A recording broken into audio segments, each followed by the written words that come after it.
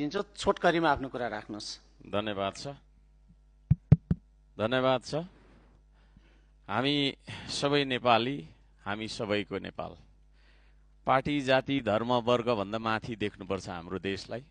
त्यसो भएको कारणले गर्दाखेरि यहाँ सत्तापक्ष र विपक्ष प्रतिपक्ष भन्ने कुरा छैन।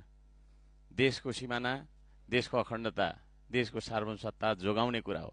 यसमा हामी सबैजना यहाँ उपस्थित सबै सांसदहरूको एउटै माग हुनु जरुरी छ।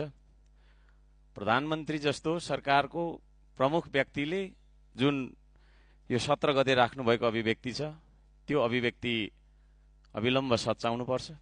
प्रधानमन्त्रीज्यू यहाँ उपस्थित हुनुपर्छ भन्ने म माग राख्दछु।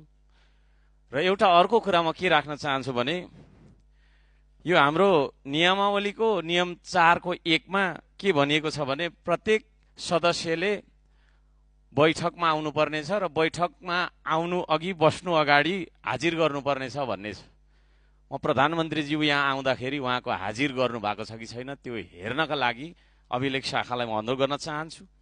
यदि उहाँले हाजिर गर्नु भएको छैन भने उहाँ यो प्रतिनिधि सभाको सदस्य नरहेको ठहर हुन्छ र यदि उहाँ यो तपाईको चाहिँ के अरे प्रतिनिधि सभाको सदस्य नरहेको ठहर हुन्छ भने संविधानको धारा 77 को 1 को ग ले निज चाहिँ तपाईको प्रतिनिधि सभाको सदस्य नरहेमा प्रतिनिधि सभाको सदस्य नरहेको हकमा प्रधानमन्त्रीको पदबाट मुक्त हुनुपर्छ भन्ने व्यवस्था गरिएको छ। म उहाँको हाजिर यो अभिलेखमा छ कि छैन, उहाँ कतिचोटि आउनुभयो अहिलेसम्मको सदनको बैठकहरूमा र कतिचोटि उहाँले हाजिर गर्नुभयो यो पनि देखाइदिनको लागि म अनुरोध गर्न चाहन्छु।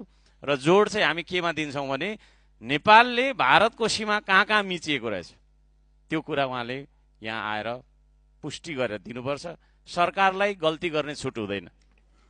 सरकारले गल्ती गर्नु पाउँदैन, गल्ती गर्नै हुँदैन। त्यसो भएको कारणले ऊ सरकार हो।